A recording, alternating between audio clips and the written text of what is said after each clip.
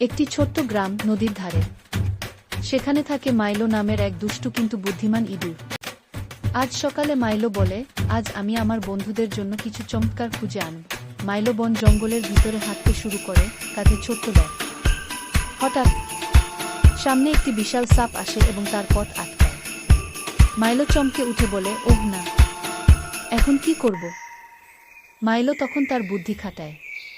সে তার ব্যাগ থেকে একটি চকচকে চামচ বের করে সূর্যের আলো সাপের চোখে ফেলে। সাপটি ভয় পেয়ে পালিয়ে যায়। মাইলো হেসে বলে, হা হা, এবার কে কাকে ভয় দেখায়? এরপর মাইলো বনের গভীরে একটি লুকানো গুহা খুঁজে পায়। গুহার ভিতরে ঝলমলে রত্ন এবং সোনালী পনির ভরা। মাইলো অবাক হয়ে বলে, ও, আমার বন্ধুরা খুব খুশি হবে এটা দেখে।